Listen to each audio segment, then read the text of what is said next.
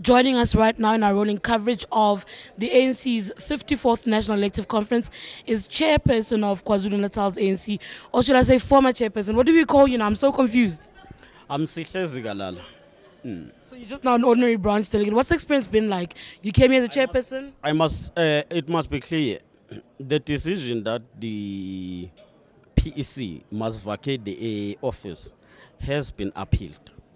And therefore, if you appeal, it means that the decision will legally be put in abeyance until that appeal is processed. So ultimately, you're telling me you remain chairperson of KwaZulu-Natal? But for this conference, we took a decision that let's not come here and create lot of issues that will delay the conference and create divisions. Let's just ensure that we come here because we were elected as branch delegates. Let's participate as branch delegates. Is there any difference in terms of your experience, though, being now the branch delegate here versus what you'd normally be as a chairperson? Is there a difference in how you experience in the conference?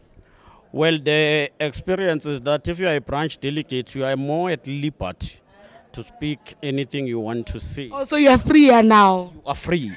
But if you are a chairperson of the province, you are the one who is responsible for guiding the conduct and behavior of delegates. Let's speak about credentials. There's been a lot of questions around credentials. We've been curious. We expected ourselves as journalists to be in for the long haul. We heard that there might be violence, that it will be long, that conference might even collapse at credentials. However, they were passed quite quickly, very fast, very swift. Yeah, I think we must commend the team led by the Deputy Secretary General, Comrade Chisi, for being thorough in dealing with credentials and verification, and for presenting quite a detailed report. And that helped to assist the process of adopting the credentials.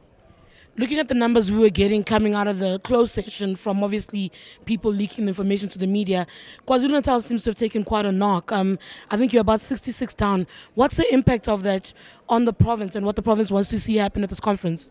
Yes, we are 66 down, but it does not affect us. If you will calculate KwaZulu-Natal in terms of the perspective of preferences, KwaZulu-Natal is solid because people who might not vote for Nkosazana are less than 160. And if you will include also Northwest, or no, if you include Northern Cape and Western Cape, KwaZulu-Natal will firstly be able to surpass the numbers of those who don't support Nkosazana in KwaZulu-Natal and in these two other provinces. And therefore it helps us. It's not a problem at all. So you're still holding steady and saying that even though you've taken a knock, other provinces that are in support of Dr. Nkosazana Dlamini-Zuma have also taken a knock. You've got Bojanala in the Northwest, you've got the Free State. You still steadfast in believing that the person you are lobbying to become the next president of the ANC is still in with a chance? She's going to win. She's going to emerge as the president of the ANC. And all others that we have nominated are going to also win. We are quite clear on that. We know, with or without these numbers, we're going to win. Nkosazana is going to be the president against all odds, against even the decisions and the judgments of court. How does one win with or without the numbers? You clearly do need the numbers, though. You do need numbers, but we've got enough numbers. And therefore, we must ensure that we don't delay the conference. I think it's lovely that you are confident in Nipe Zulu, but what if it then emerges the other way around? What if the results actually show, with regard to what we've been seeing with the nomination process, what we've been seeing with the credentials, and Cyril Ramaphosa emerges as the president of the ANC?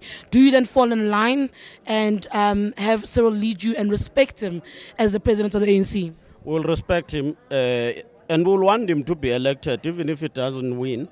Can be elected as an additional member, and even if he's an additional member, we'll respect him and support him as a leader of the ANC.